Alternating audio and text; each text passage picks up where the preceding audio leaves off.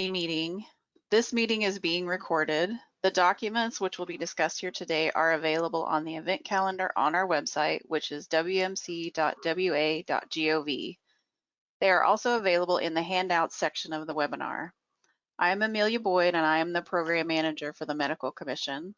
I, along with Kayla Bryson, are the organizers for this meeting. Panelists, please make sure your line is muted if you are not speaking. Dr. Karen Domino is the chair for the policy committee. Once a presentation is finished, Dr. Domino will open the floor for committee and public discussion. For those of you joining us via the GoToWebinar platform and would like to ask a question, please use the raise your hand function or the question section. With that, I will hand it over to Dr. Domino. Hi, good afternoon, everyone. Thanks for attending.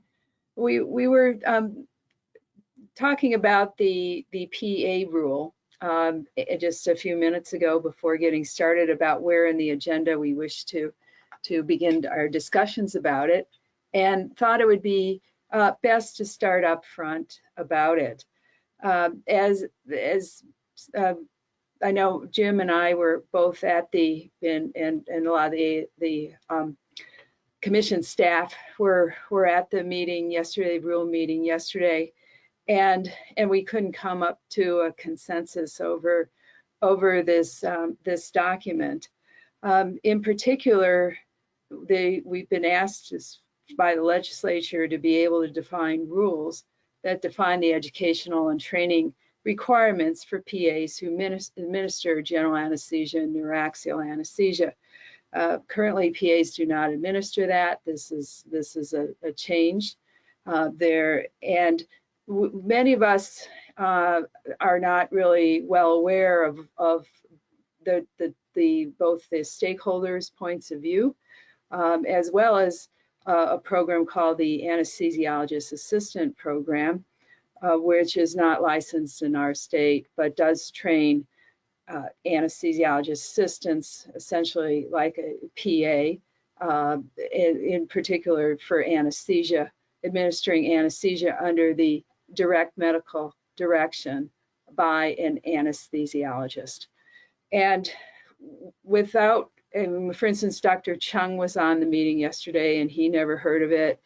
And I polled some of you and you've never heard of this. And I think the best thing I thought was to delay this as we find out more information about feedback about it.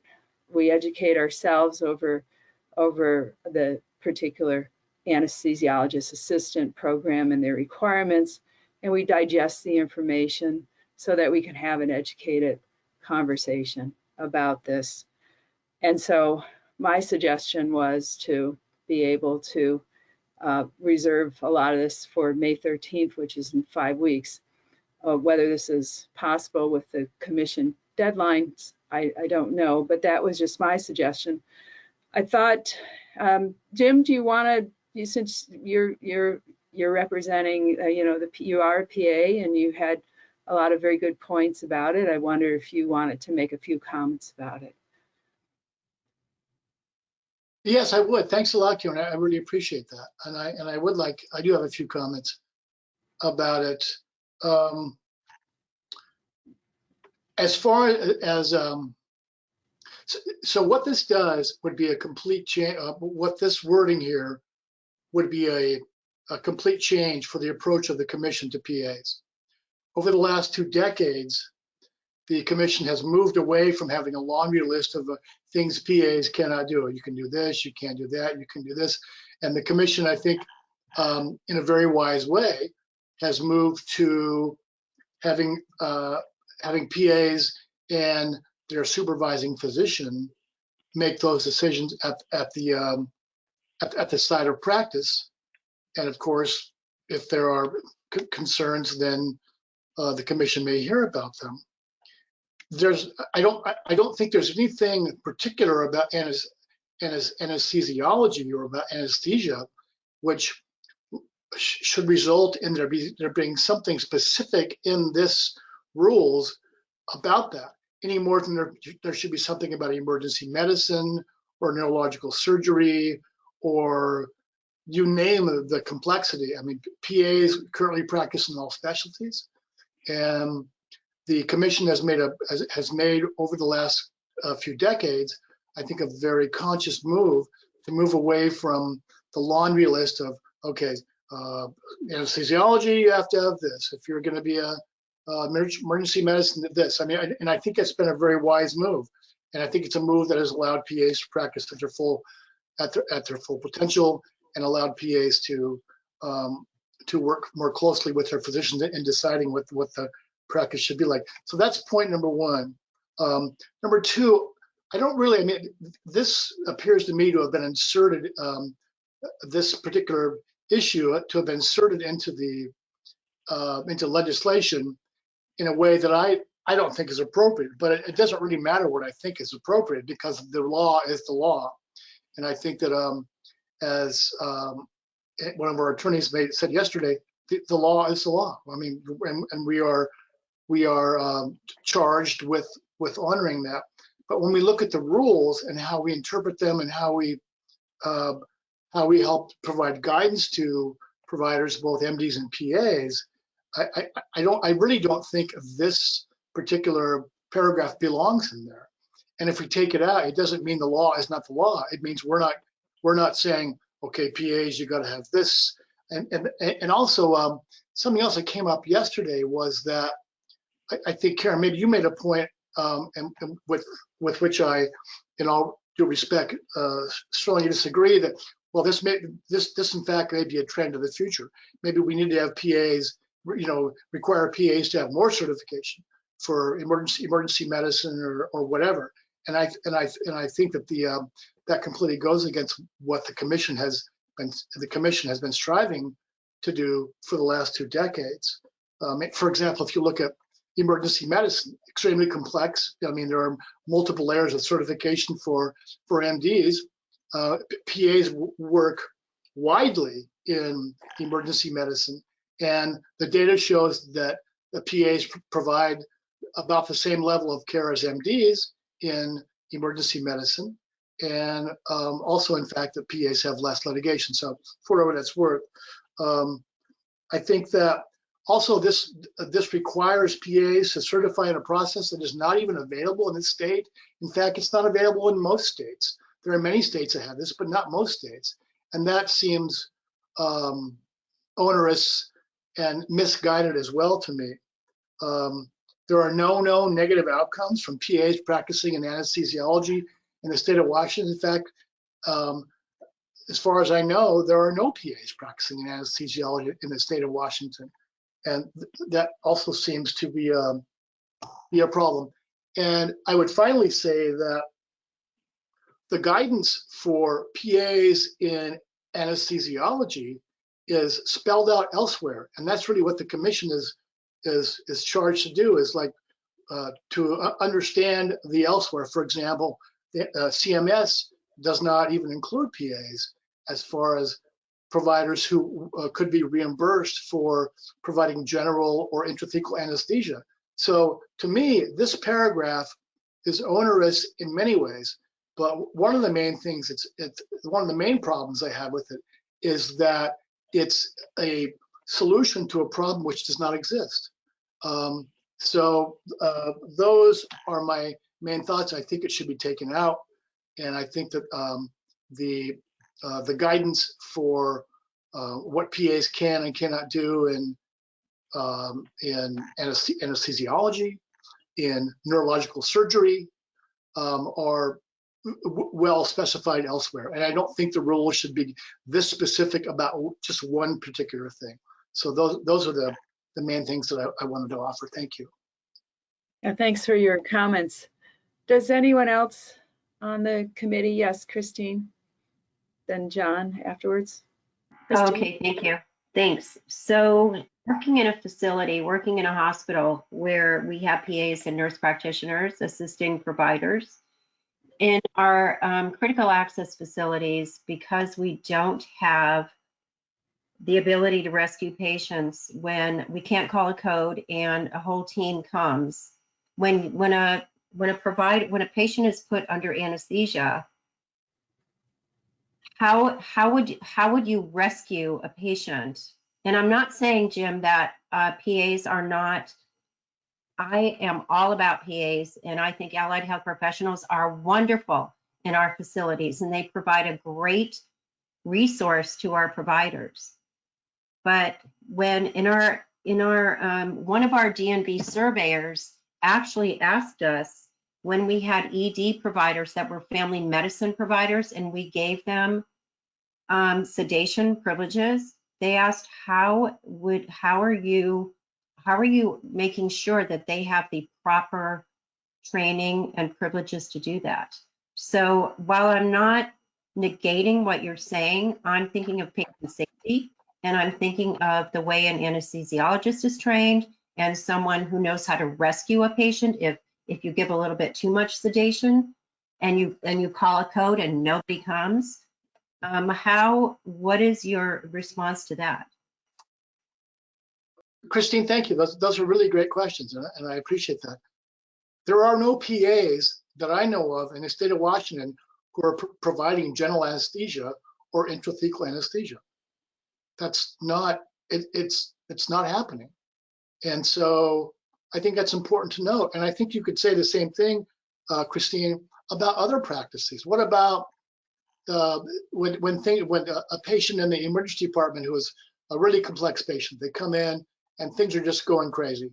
Things are just spiraling downward. The physicians all have certification for this and that and the other, and that's part of the physician model. The PAs who work alongside their colleagues in those settings do not have those certifications, because one of the hallmarks of the PA practice has been to not have to be generalists and not require that kind of certification. So I think the same question could be asked there. And I think if you look at places where PAs actually practice, for example, emergency medicine, the PAs have worked well alongside MD colleagues and have the issue that you're asking has been navigated. But there are no PAs right now currently working in general anesthesia or intrathecal anesthesia that I know of. And so why is this even in this bill? And to me, it's in here because it's perhaps it's a turf thing. Is this a turf issue between nurse anesthetists and anesthesiologists about the future of, who are going to be allowed to do this? I don't know, but I don't think it really. I think I don't think this specificity belongs here. So I guess that would be my answer. But it was put in the bill, and we are charged with coming up with education. Yeah, sure. And if we and Karen, if we remove this paragraph, which I think is the wrong paragraph for the wrong rules, this is not the law. The rules, the law is still there. The whatever's in legislation is still there. This is just too specific in a way that, like, why just anesthesiology? Why not emergency medicine? Why not neurosurgery? Why not? I mean, I don't understand why we just call out anesthesia. The reason why it specified the rule for that education is that it's a new frontier. That's why, perhaps. Well, so are we going to just guess about, with all respect, are we going to just guess about other new frontiers? I mean, what if PAs? I'm not sure how many of us were involved in it. It's a law that we are trying to deal with and come up with training recommendations that permit patient safety in our state. But anyway, John, did you have a comment? Oh, maybe questions. This is the first time I've looked at this. And so I'm just trying to understand the issue here. And I hear Jim saying there are no PAs currently practicing in anesthesiology right now. So why do we have this? So is the issue then we don't want PAs working in anesthesiology? And then I hear, no, that's not the case. We don't want PAs working in anesthesiology to be certified or trained and certified. So Is that the real issue here? Is training? I'm just trying to understand what the arguments are here. And maybe Jim, maybe you can answer that. Yes, sure, John. John, in fact, there are many PAs working in anesthesiology. I'm at a PA, and I've worked proudly in the anesthesiology department with University of Washington via Harborview for many years. I didn't do general anesthesia, but I did work. I did work in the department of anesthesiology, and I worked side by side with anesthesiologists, mostly in post-operative pain management, etc.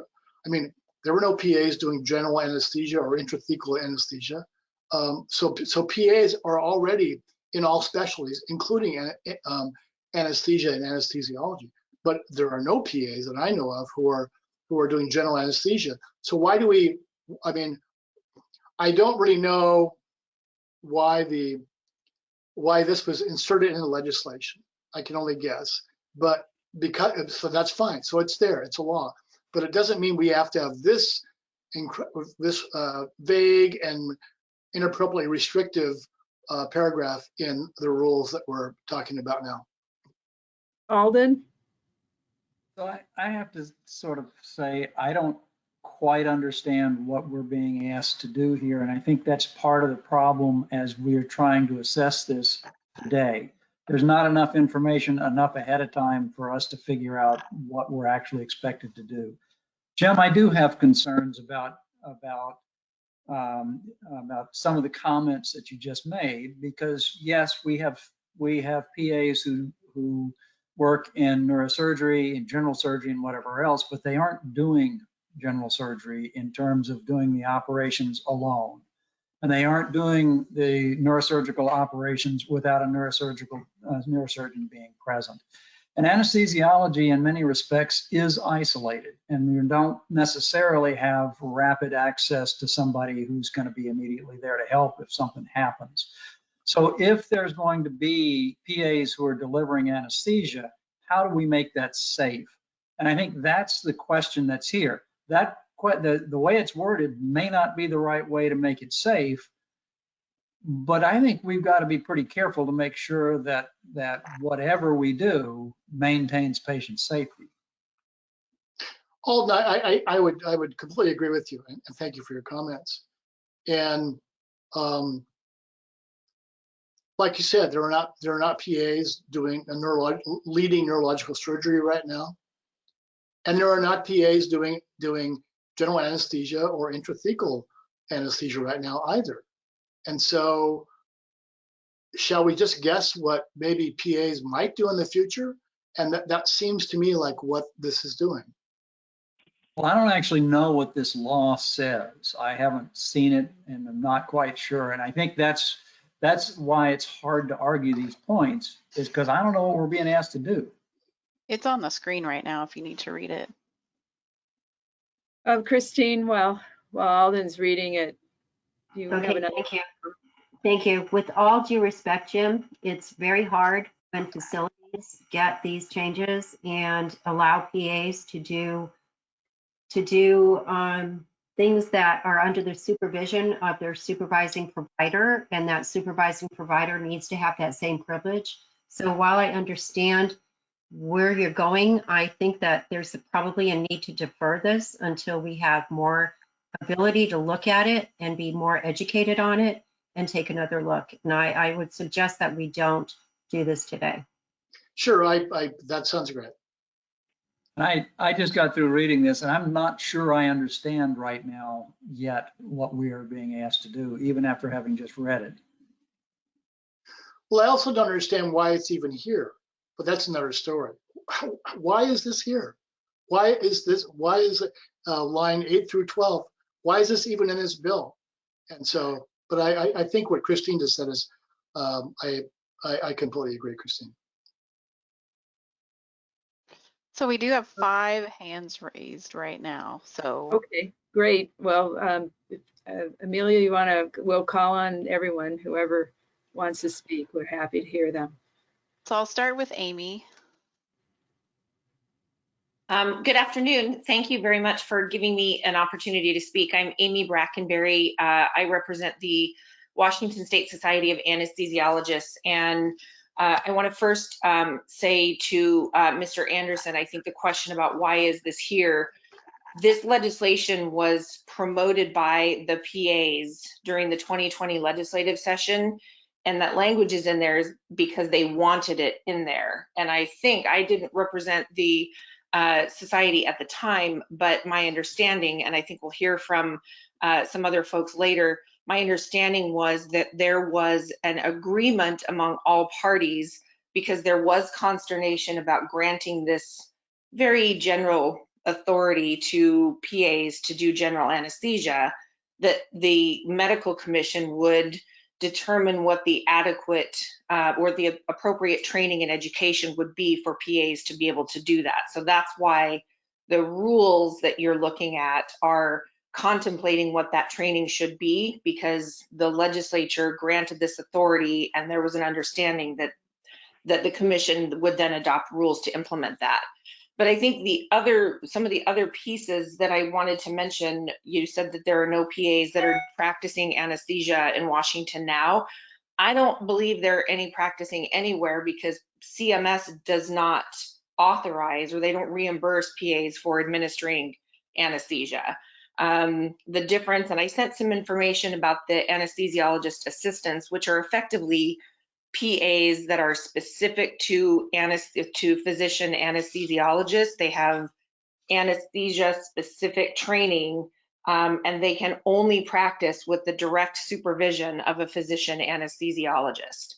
So that's where they are different from a PA can practice independently and could say as part of a practice agreement, I'm going to be doing general anesthesia and my supervising physician is, in another town or someplace else, and that's not the case with the anesthesiologist assistants. So yeah, I mean, the rules are before this panel because the legislature adopted this law, and so the commission will eventually have to determine what that training and education looks like. But what I'm hearing some of you say today is you need a little bit more information about what this would look like before you can make a decision.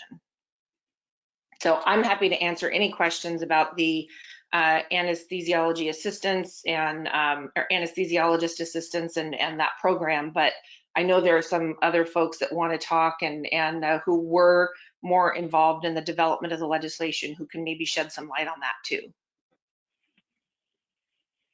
Thank you. Amelia, do you want to call on someone else? So Melissa, if you'd go ahead. Thank you so much for the opportunity to provide comment on this. So, and thanks, Amy. That's an accurate description of the legislative process that we went through last session. Our interest, and I represent the Washington Association of Nurse Anesthetists.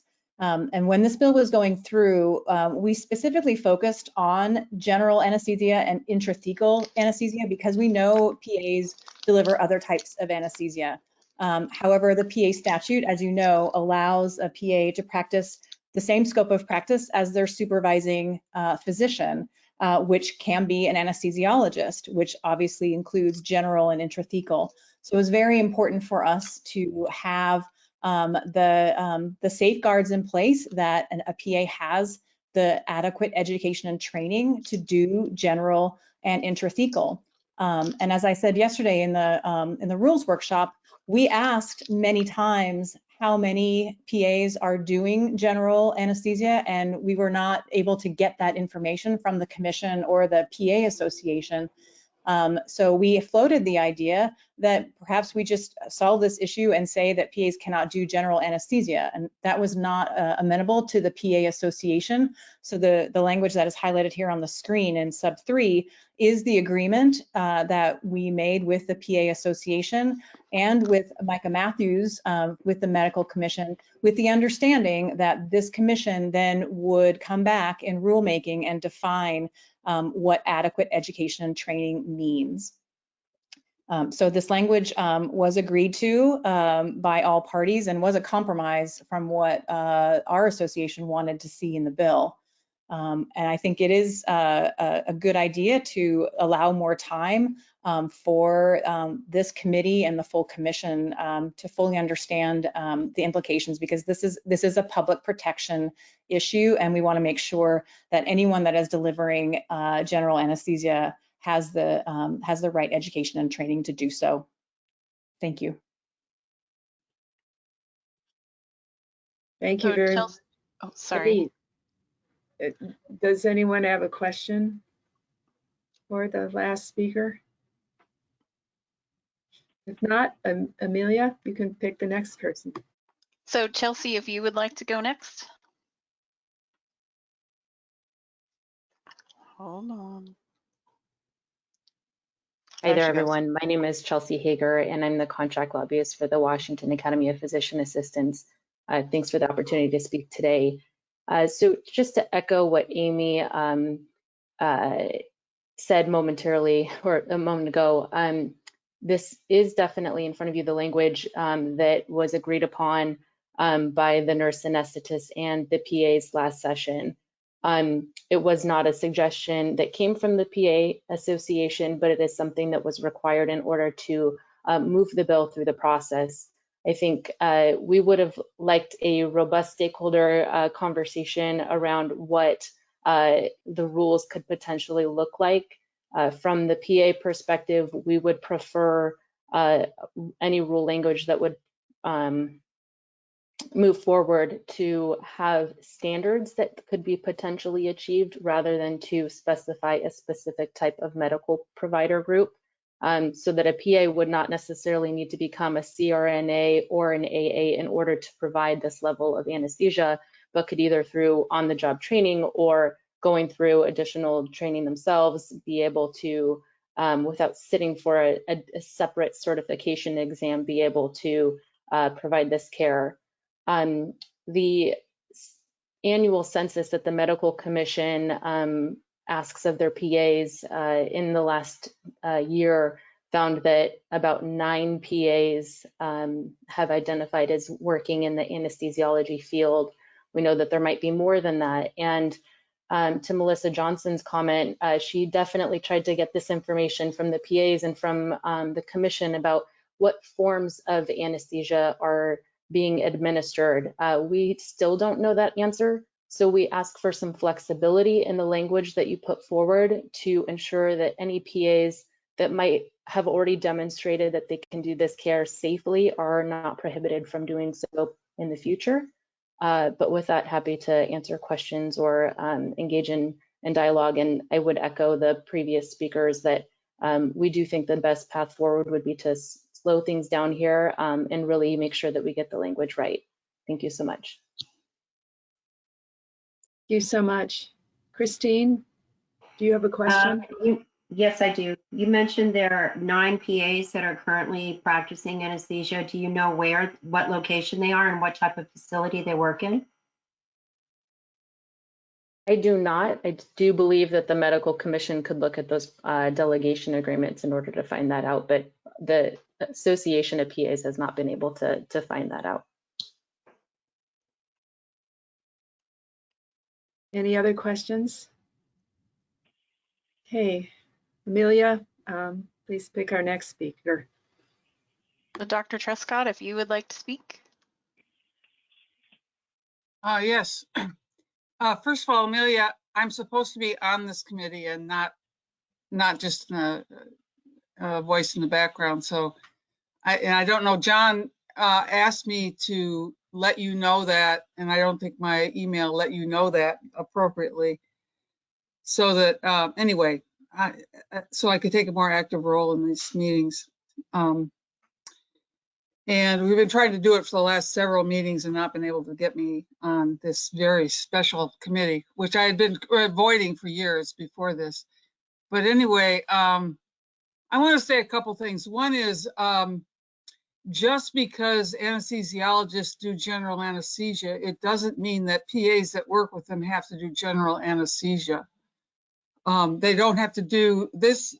When you think of what a nurse anesthetist does, and the kind of training. My mother was one of the first in Michigan, a nurse anesthetist. The kind of schooling and training and background needed to do general anesthesia is extensive. It's not an on-the-job learning. It's not a minor change to go leap into general anesthesia.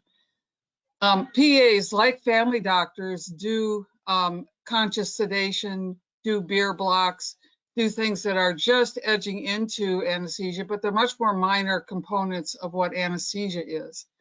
But to put a patient to sleep under general anesthesia is a huge deal, and for nurse practitioners takes several years of advanced education and lots more pharmacology and physiology than is normally required in other schools. So I feel like this is a leap into something that's not necessary. We are fixing something that is not yet broken. And I do think stepping back and looking at this with a wider lens, looking at the whole document would be very helpful for this group. So I don't see the need for this or the wording for this. In some ways, it's encouraging PAs to leap into the field of general anesthesia. And I think that should not be done unless they want to go into coursework as extensive as nurse practitioners go through. I don't think it's an area that you learn on the job. So I just wanted to say that, all those things. Amen. Thanks, Claire. I do point out that there is a PA-like program called Anesthesiologist Assistants who do have a similar several-year training consistent with case numbers of nurse anesthetists. The difference is that the nurse anesthetists are nurses, they've had ICU experience, where the anesthesiologist assistants are more like PAs. They do go to college and they have pre-med curriculum, but they do have extra training. And I mean, it is the whole point of why I inserted that language in there. They are around in other states, and that it does maintain safety. That's essential. Okay, Amelia, anyone else? Yes, we have several. Okay, Chelsea, great. if you'd like to go ahead.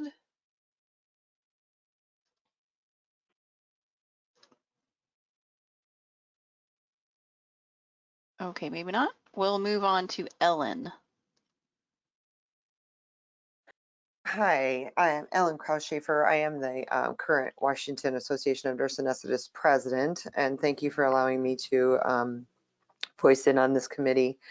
I was a part of that original set of folks that started this conversation with the PAs a couple of years ago, and what brought our attention to this bill wasn't initially anesthesia. It was initially the fact that the bill was pushing for a lot more independence and a lot more remote work for the PAs to be able to move out into more of the critical care settings and rural settings and be able to provide care out there without their physician immediately present, and to also have the contracts that wouldn't need to go through the commission, that they could establish contracts more without commission overview. And with that, that's what brought our attention to this, knowing that PAs can provide the same care that their contracted physician provides. And so even though there are no PAs currently providing general anesthesia or intrathecal care or intrathecal anesthesia, it doesn't mean that they could not. And so I think looking forward, even though there is none now, that does not know, we have no idea what the future of healthcare looks like, what the needs may be as we go forward. And as we all know, if it's not down on paper and it's not down in writing, it does not provide any supervision or direction. And that then places a physician assistant to be able to provide general anesthesia or intrathecal anesthesia in the rural care setting without any supervision or an anesthesiologist that they were contracted with to be present.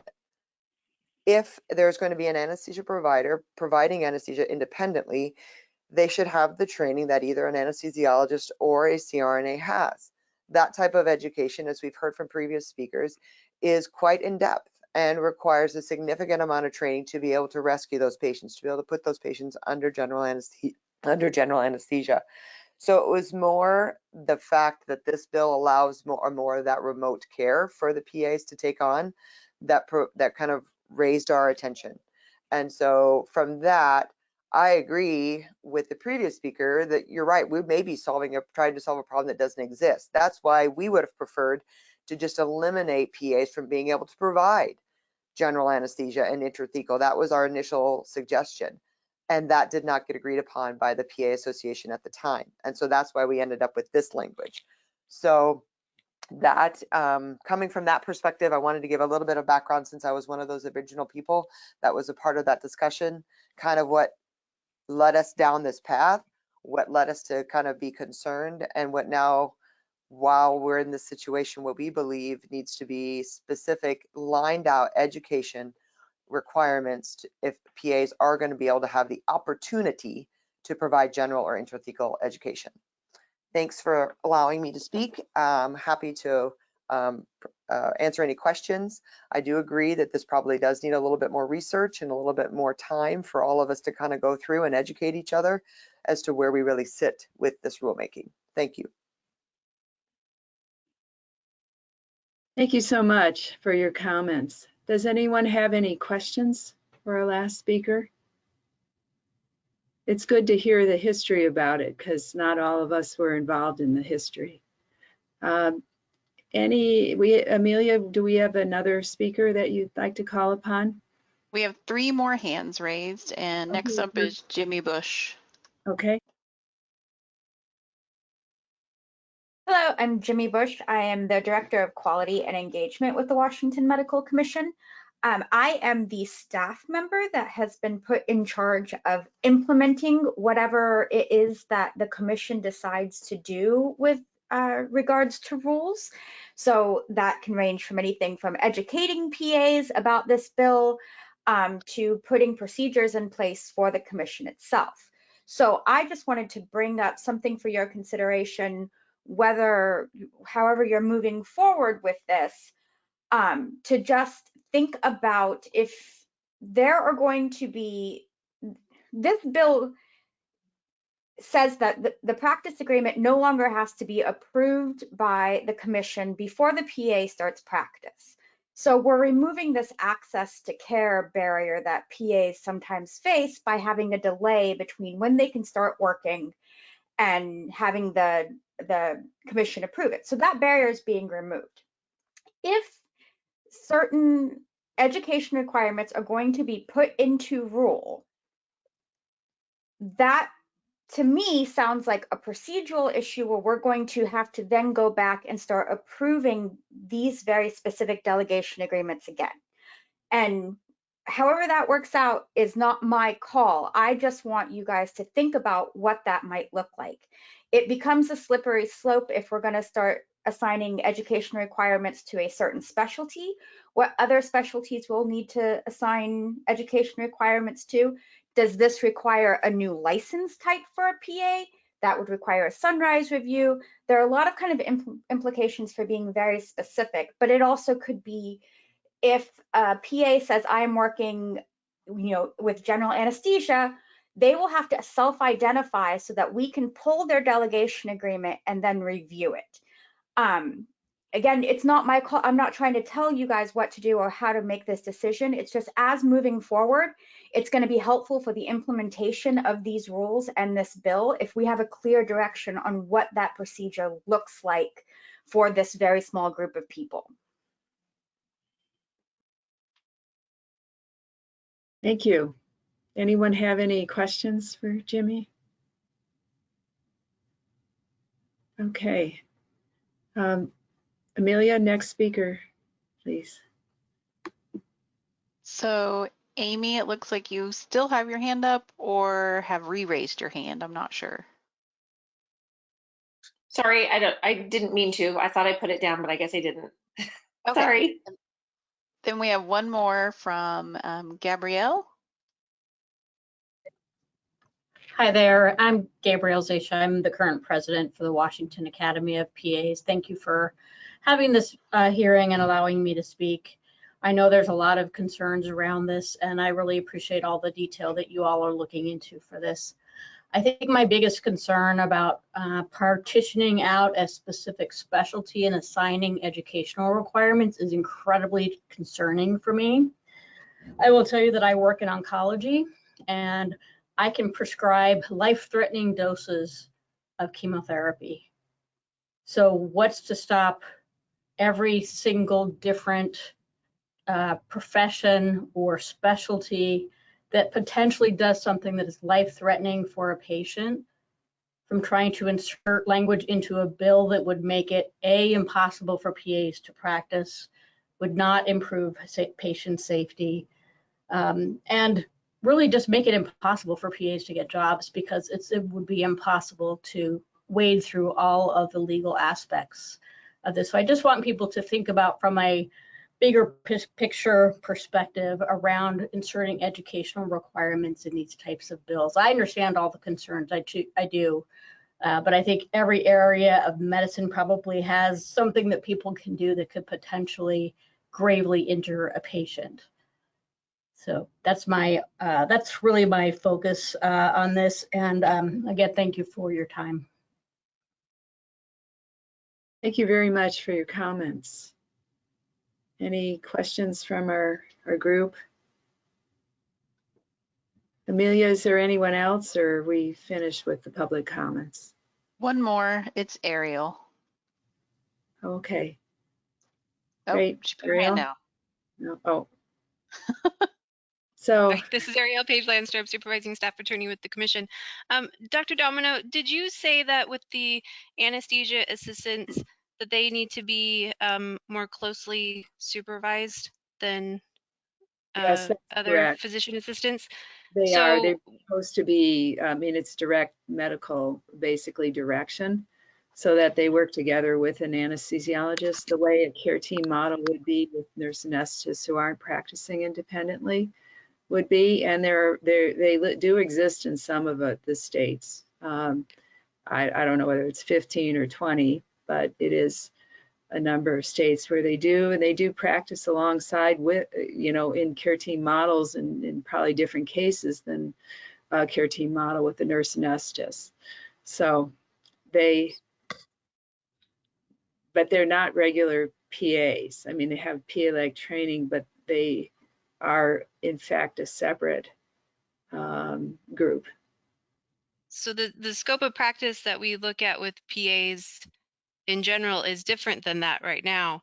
And so if we were to get a complaint that one of these folks was not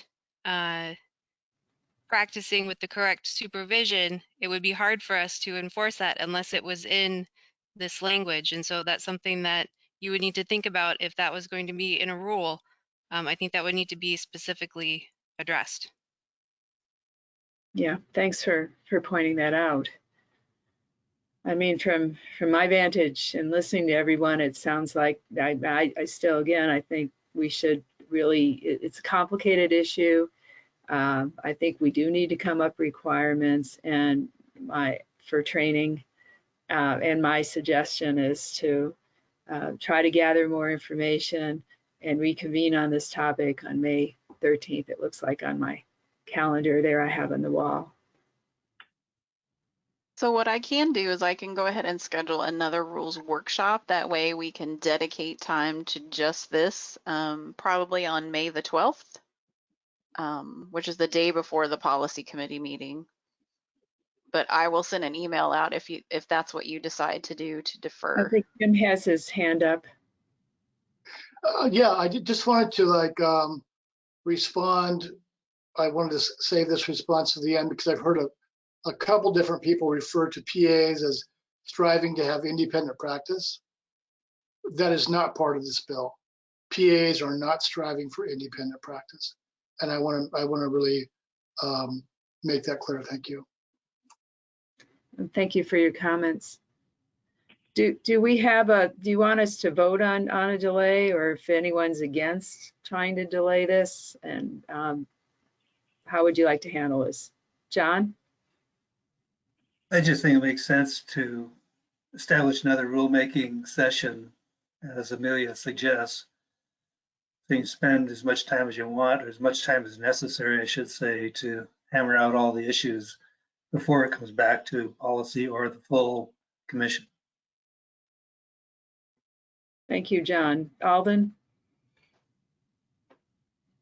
I agree with John and would move that we delay this until it's been through another rulemaking session.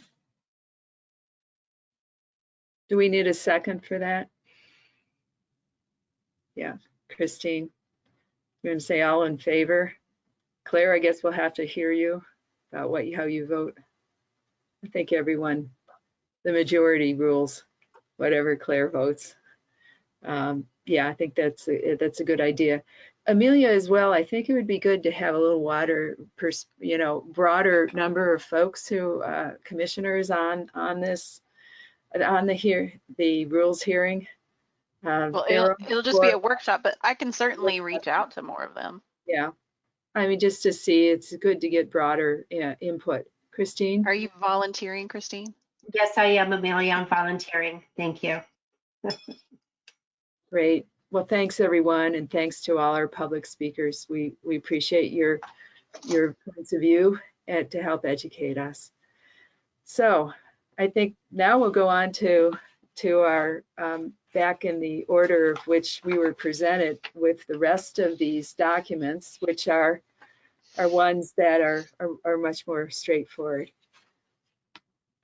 So Mike, do you want to introduce the first one? I can say we've seen this one before, but it has some new, I thought we approved it, but then I see some red language in it. So that's you did approve it.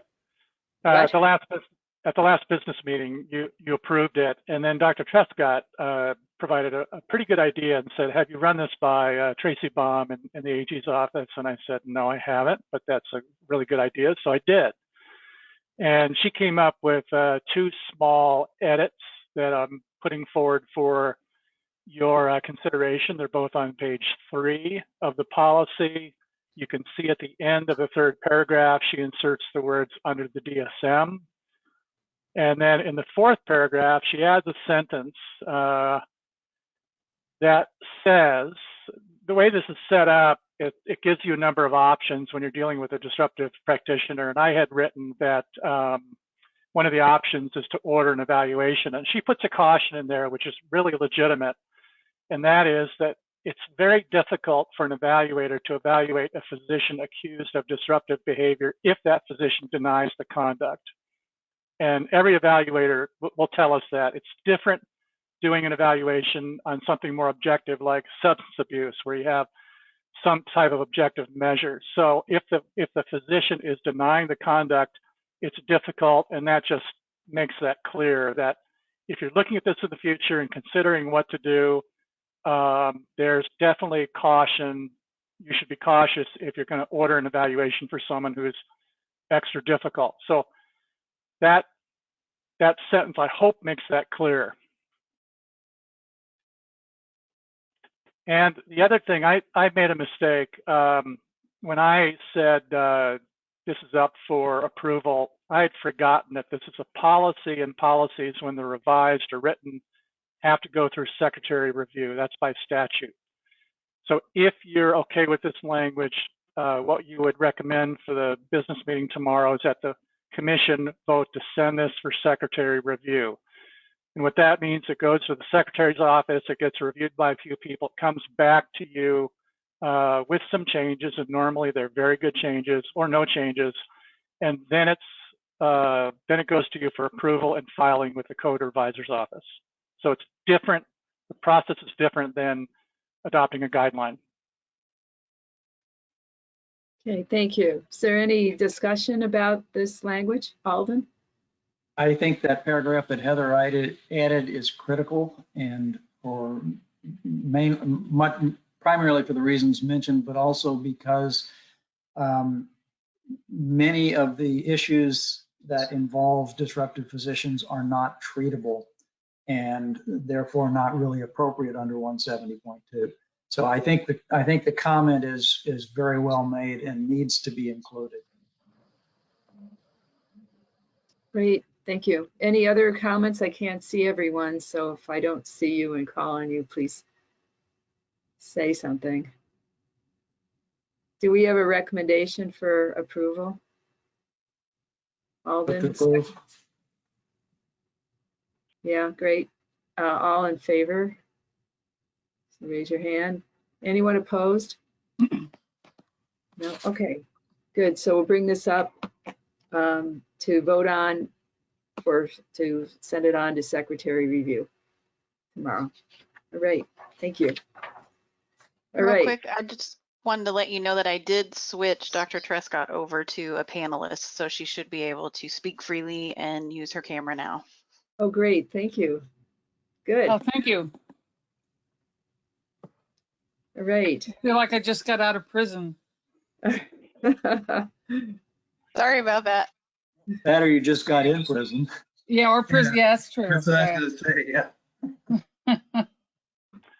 So Mike, the next one is the panel composition. Panel composition procedure. You've seen this too. It was revised quite a bit with comments from people. The theme of the changes is it's become much less rigid. This was developed under a different political climate, and that climate has changed. So this has become less rigid. Almost all the shalls have been replaced with shoulds, or some of these suggestions have been removed entirely. So I think it's fairly loose. The idea behind it is to provide guidance to the people who have to put these panels together. The origin is, I used to help the person put these panels together, and I kept getting the same questions over and over again.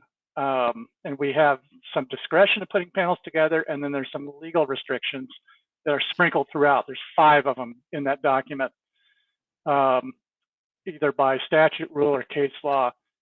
So the idea is the document should be helpful to the person putting it together, with, of course, input from all of you. And it should be a useful, helpful document and not a hindrance to us putting together hearing panels. Great, thank you. Anyone have any comments or about this or suggestions? I like it, and I like it and don't have any suggestions and think we should approve it. You move to approve it? I move to approve it, yeah. Do we have a second? Yep, great. Second. All in favor? Aye. Great. Good. All right. And then we have this one, review procedure for update. Mike, you want to tell us about? Yeah, we had a period of time where we didn't have a newsletter. In the early 2000s, I think it just went away. When it came back, we adopted this procedure for approving content for the newsletter and setting up an editorial board. So I didn't have any suggestions for updating this. This procedure is still it's still current. I ran it by Jimmy Bush, who's in charge of the newsletter, and she said it still looks good. So we're reviewing it because this version is 4 years old now. Yeah. Great. Anyone have any comments about it? No? If Jimmy likes it, I like it. Yeah, I thought it read well. Okay, any kind of a motion to accept this? Alden, yes? Second? Yep, great, Christine. All right, all in favor? Raise your hand. Aye. Great. Anyone opposed? Nope. All right. Was there anything else, Mike, or do you tabled the other one thing there? There's some kind of thing in the original. Yeah, and replaced it with this one. I don't think it's tabled unless somebody corrects me. I think this is worth discussing, at least discussing the position by the Board of Naturopathy that naturopaths can perform lipoaspiration of adipose tissue for the purpose of extracting stem cells. I think their position there is very clear. And I think Heather can weigh in here, but every board or commission has the right to set their own scope of practice. If you disagree with it or have comments on it, you can start a discussion with that board about this. If you have any concerns, you can certainly choose not to respond and do nothing about it. But I wanted to bring it to your attention. There's somebody did, I can't remember who. And this is Heather, just one little piece of background information is this was sent to it was a constituent question to the naturopathy board. They sort of considered it, I think, off and on for about a year, and then came out with this. But this was just an email sent to someone they didn't even, I don't think they knew the identity of. It was just sent to an email. So this isn't a formal interpretive statement that sort of went through secretary review or anything. It was just an answer. It was just correspondence, I guess is what you would call it. So just that little bit of background. Great. Alden? I did not find any strong statements one way or the other in relation to this. They sort of take all sorts of different points of views. And so my recommendation would be that we not respond. Good. Anyone else have a comment about it? So Mike, do we need to bring this up tomorrow? No. So are we all, so Alden basically made a recommendation. Do we have a second for that? Could I just ask, so I couldn't figure out who asked who, what. It says you asked, who's you? And I guess it's just correspondence, so it was an attachment to an email. Is that how this came about? I mean, I just read this and said, what is this and what's it all about? Maybe it was Dr. You. Yeah, I had the same. They misspelled it. I had the same question, and when I checked sort of with other staff, it wasn't sent as an email to an email address that the board received the question from, and I don't know if they knew exactly who that person was, but this was their answer to the correspondence. We got it through the Medical Association, sent it to Stephanie regarding naturopaths doing this. And so we were trying to figure out whether or not we had any issues with this, because it seemed more, I don't know if it was in their scope of practice or not. Dr. Curtis doesn't think it is, but we don't have to weigh in if we don't want to. Do you know what they do with these stem cells? What this is for? I mean, I don't know what the evidence is for saying you can get stem cells out of adipose tissue. I think they inject them back. I thought they injected them back into something, but I'm not sure.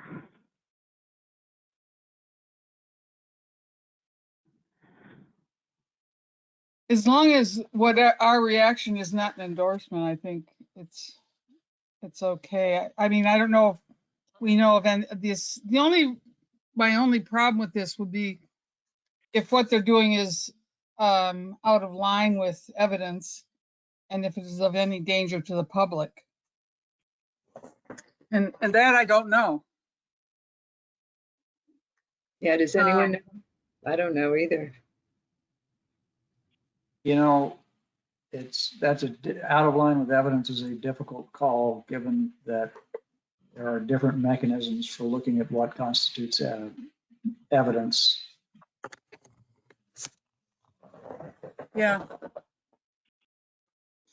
Usually they are pretty good at having some evidence in the literature, in their literature. They do list some things down below. Their references 1 through 4. I don't know exactly. I didn't look those up. You can see them listed there. Department staff reviewed research materials related to lipoaspiration of adipose tissue.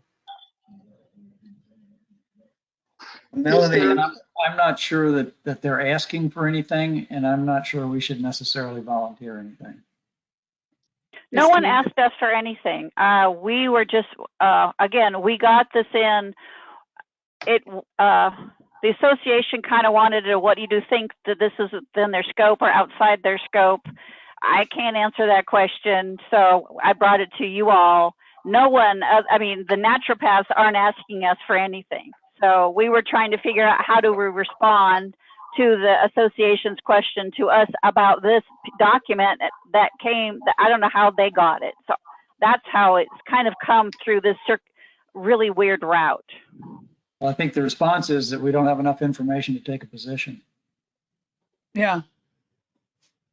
Is there specific training or certification for these procedures? I don't know. That's good, Jim. Thank you. Sorry. But if you want to start doing it, you can, I guess. Yeah, well, PAs can get PAs involved in this.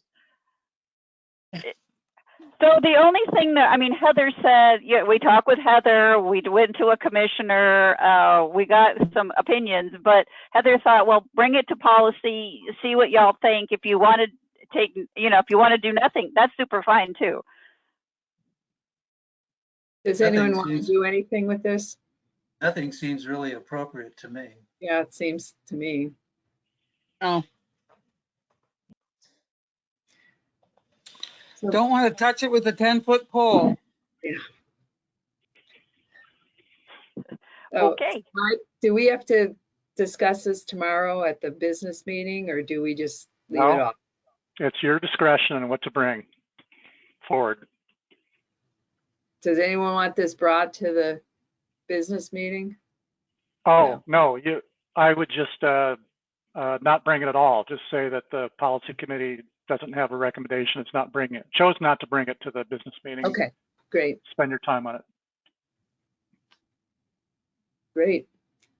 We have anything else on our list? No?